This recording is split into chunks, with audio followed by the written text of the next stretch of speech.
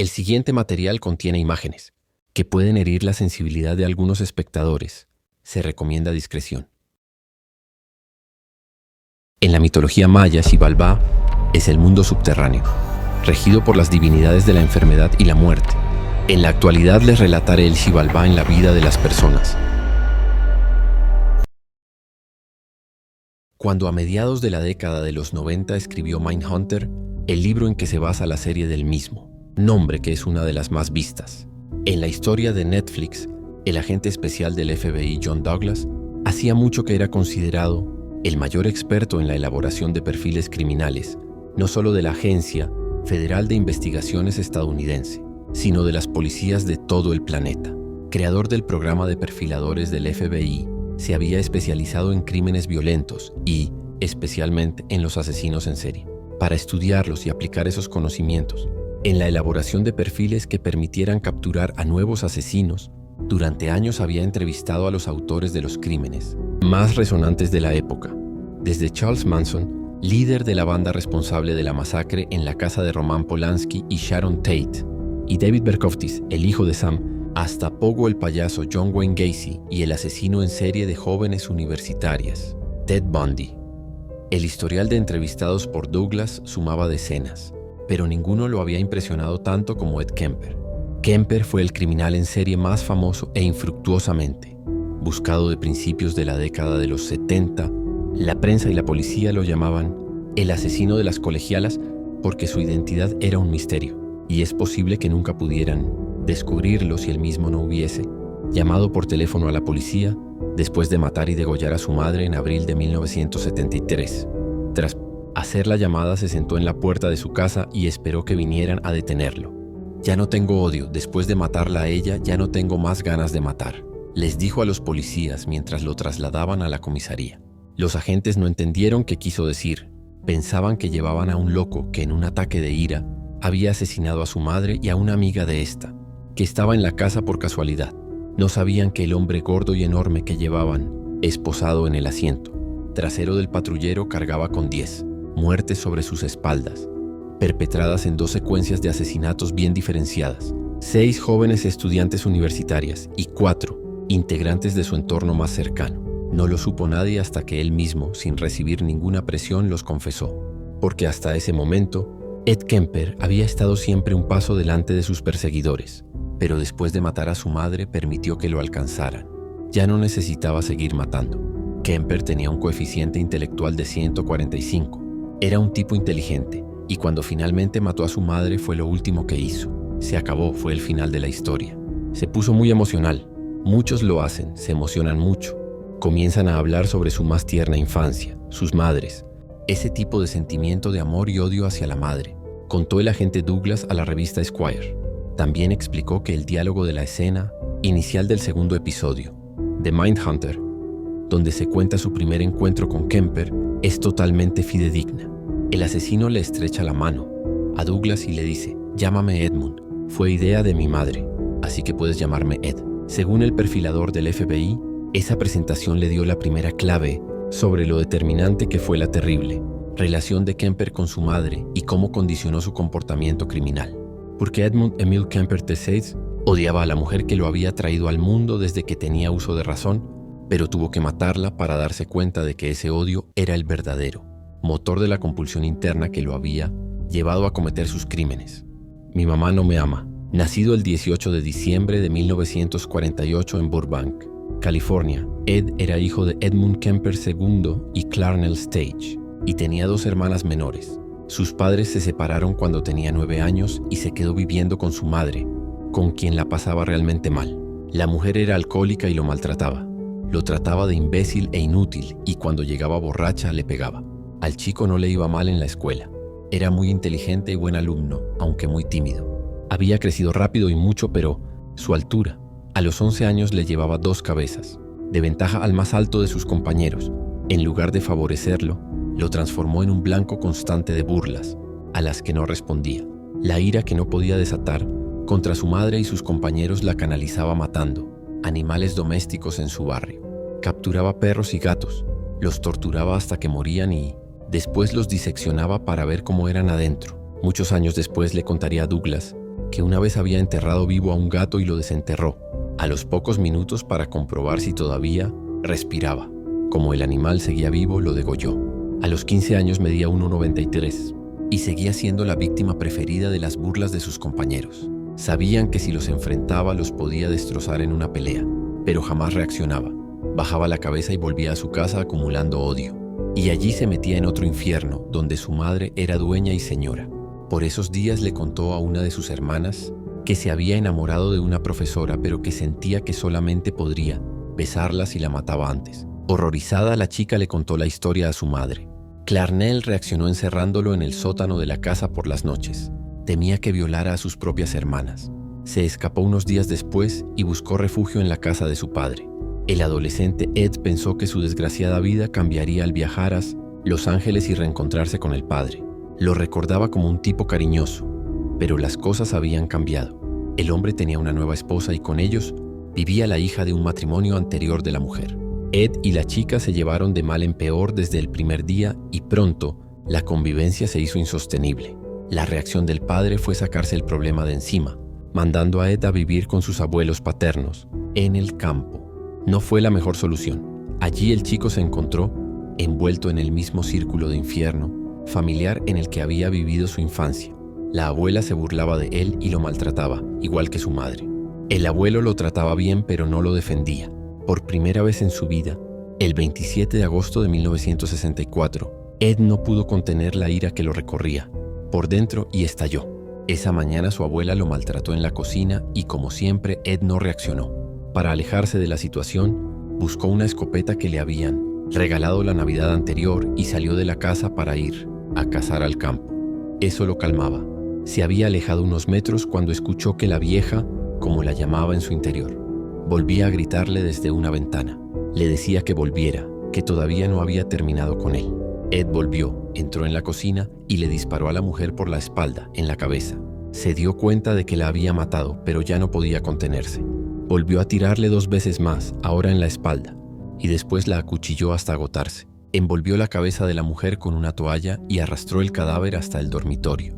El abuelo volvió unos minutos más tarde y encontró al chico sentado en el jardín, con la escopeta en sus manos. No le prestó atención y siguió caminando hasta que cayó, fulminado por un disparo en la espalda. Ed llevó el cadáver de su abuelo hasta el garaje y, metódicamente, limpió la sangre esparcida por la cocina. Recién entonces se dio cuenta de lo que había hecho y no tuvo mejor idea que llamar a Clarnell, su madre, para contarle. La mujer lo trató de idiota y le dijo que llamara a la policía. Ed obedeció y después de hacer la llamada, se sentó a esperar en la escalera de la entrada de la casa. Tenía 15 años. En el interrogatorio dijo que había matado a la abuela para saber qué se sentía matando a alguien. ¿Y a tu abuelo?, le preguntaron. Para evitarle la tristeza respondió. Como era menor de edad y parecía trastornado, el juez ordenó hacerle exámenes psicológicos y con un diagnóstico de esquizofrenia, que luego se vería que estaba errado. En lugar de meterlo en un correccional, ordenó internarlo para que lo trataran en el Hospital Psiquiátrico de Atascadero, en California. En el hospital, sorprendido y seducido por el altísimo cociente intelectual que mostraban las evaluaciones del chico, uno de los psiquiatras de Atascadero pidió que se lo asignaran como paciente y pronto, como parte del proceso de rehabilitación, lo tomó como asistente personal. De esa manera, Ed encontró una llave que le sería muy útil para lograr su libertad. Tuvo acceso a manuales de psiquiatría y a los protocolos de los médicos para evaluar a los pacientes y los estudió. Con esa información sobre las pruebas, sabía cómo y qué responder cada vez que lo sometían a un examen. También qué comportamiento debía tener. Se empezó a mostrar sociable, cordial con los médicos, los enfermeros y los otros internados. Así engañó a casi todos, tanto que en diciembre de 1969, cuando Ed cumplió 18 años, su psiquiatra recomendó que le otorgaran la libertad condicional. Hubo colegas que se opusieron, pero como se trataba de su paciente, tuvo la última palabra. La única condición que puso fue que viviera con un familiar. Ed logró que su madre volviera a recibirlo en su casa, en la ciudad de Santa Cruz, y durante los 3 años que siguieron, se comportó como un ciudadano ejemplar. Soportó estoicamente el alcoholismo y los maltratos de Clarnell, trabajó y hasta participó en actividades solidarias. En diciembre de 1972, al cumplir 21 años y lograr la mayoría de edad, sus antecedentes criminales fueron borrados de los registros. Nadie imaginaba que Ed Kemper había vuelto a matar. Se había comprado un auto y solía llevar a su madre a su empleo en la Universidad de Stanford, California, lo que le permitió tener un pase para entrar al campus y un autoadhesivo para pegar en el vehículo. Por esa razón, las estudiantes que hacían dedo confiaban en él cuando se ofrecía a llevarlas. No imaginaban que el conductor era un asesino, ni que había instalado un cierre automático a las puertas del auto para que no pudieran escapar. El 7 de mayo de 1972, Merian Pese y Anita Luchesa, dos estudiantes de 18 años, le hicieron dedo camino al campus, sin saber que así firmaban sus propias sentencias a muerte. Minutos después comprobaron aterrorizadas que el hombre corpulento y aparentemente bonachón que se había ofrecido a acercarlas al campus no las llevaba a la universidad, sino que se metía en un bosque. Allí las hizo bajar, esposó a Merian y metió a Anita en el baúl del auto.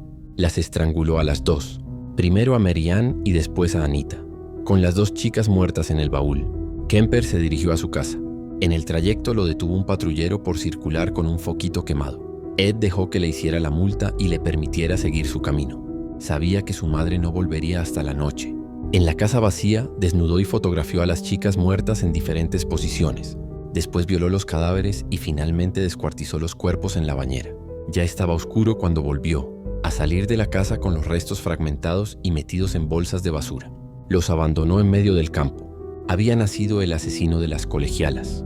Entre septiembre de 1972 y abril de 1973, Edmund Kemper violó y asesinó a otras 4 estudiantes: Aiko Koo, de 15 años, Cindy Schall, de 19, Rosalind Thorpe, de 23, y Alice Liu, de 21. Aiko Koo no iba a la universidad, sino que esperaba el ómnibus para ir a una clase de baile cuando, la tarde del 14 de septiembre, Kemper se ofreció a acercarla en su auto. La llevó al bosque, donde la violó antes de asfixiarla, y después cargó el cadáver el baúl y lo llevó a su casa, donde lo sometió al mismo tratamiento que había realizado con las 2 víctimas anteriores. Volvió a la carga el 7 de enero de 1973, cuando Cindy Schall le hizo dedo. Esta vez, después de violar a su víctima, Kemper la mató con 2 tiros de pistola. Llevó el cadáver a su casa para repetir el mismo modus operandi, pero al llegar comprobó que su madre estaba demasiado borracha y no había ido a trabajar. Escondió el cuerpo en un armario y esperó al día siguiente para descuartizarla. Tiró las bolsas con los restos desde un acantilado, pero decidió guardar la cabeza de Cindy y la enterró en el jardín. El 5 de febrero volvió a cometer un doble crimen, en el mismo bosque y con igual método. Las mató a tiros, las llevó a su casa, las violó muertas, las descuartizó y desechó los restos en bolsas de basura. Para entonces, la policía ya buscaba desesperadamente al asesino de las colegialas, pero no tenía pistas. Ed Kemper era muy cuidadoso, actuaba con sigilo y cuando descuartizaba los cadáveres retiraba las balas que había usado para que no se pudiera identificar el arma. Parecía que nunca iban a descubrirlo. Era tarde en la noche del 20 de abril de 1973. Ed Kemper dormía cuando su madre llegó después de una fiesta. Clarnell estaba tan borracha que trastabillaba y volcaba objetos a su paso, haciendo ruido. Eso lo despertó y fue a ver qué pasaba. Se quedó mirándola en silencio. La mujer lo insultó y, como siempre, Ed pareció someterse a su tiranía y se encerró en el dormitorio. Esa vez, sin embargo, fue diferente. Kemper volvió a salir media hora más tarde y se metió en el dormitorio de Clarnell, armado con un cuchillo y un martillo. La mató a martillazos y después la decapitó con el cuchillo. Agarró la cabeza por los pelos y practicó sexo oral. Cuando se cansó, la puso sobre un estante y estuvo tirándole con dardos durante casi 1 hora. Después metió el cuerpo y la cabeza en un armario. A medianoche se había bañado y cambiado la ropa ensangrentada. Tenía la intención de ir a tomar algo a un bar, pero en el camino encontró a Sally Hallett, de 59 años, la mejor amiga de Clarnell. Le dijo que su madre estaba por ver una película y la invitó a compartirla con ellos. La mujer no sospechó. La estranguló y también guardó el cadáver en el armario. En una de sus entrevistas con Douglas, Kemper le contó que su primer reflejo fue escapar. Cargó el auto con todas las armas que tenía y manejó sin parar hasta Pueblo, en Colorado. Pensaba que en cualquier momento intentarían detenerlo y planeaba defenderse a los tiros. Cambió de opinión después de escuchar una noticia en la radio. Las autoridades siguen sin tener pistas para atrapar al asesino de las colegialas, decía el locutor. Sintió frustración porque nadie le prestaba atención. Manejó de regreso a su casa y desde allí llamó a la policía. Sentado en la puerta delantera, igual que cuando había dado aviso de la muerte de sus abuelos, se dio cuenta de que ya no tenía ganas de matar, que la ira se había apagado. No solo confesó la muerte de su madre y de la amiga, también relató con lujo de detalles los crímenes del asesino de las colegialas. No omitió ninguno y dio todos los detalles. En el juicio, realizado ese mismo año, pidió que lo condenaran a muerte, pero esa pena estaba suspendida desde el año anterior en el estado de California, de modo que el tribunal le tiró por la cabeza 8 condenas de cadena perpetua, una por cada uno de sus crímenes, sin contar los de los abuelos. Al principio no toleró la cárcel e intentó suicidarse 2 veces, pero después de fallar decidió comportarse como lo había hecho en el pasado durante su internación en el hospital psiquiátrico. Cuando el agente John Douglas quiso entrevistarlo, aceptó complacido. No solo le habló sin reparos sobre su vida y sus crímenes, también colaboró con él más de una vez en la construcción de perfiles criminales y la identificación de otros asesinos en serie. Kemper tiene 75 años y lleva 51 años detenido. Su agudeza deslumbró a Douglas, que se volvió su asiduo visitante en la cárcel estatal de Vacaville, California. Kemper es un tipo extremadamente brillante y agradable. Lo que hizo fue horrible, pero lo que pensaba mientras me entrevistaba con él es que era el resultado de estos primeros años infantiles, recibiendo aquellos abusos por parte de su madre. Si lo hubieran sacado de ese entorno, podría haber hecho algo positivo en su vida, pero ese no fue el caso. Llegó a definirlo el mejor perfilador del FBI.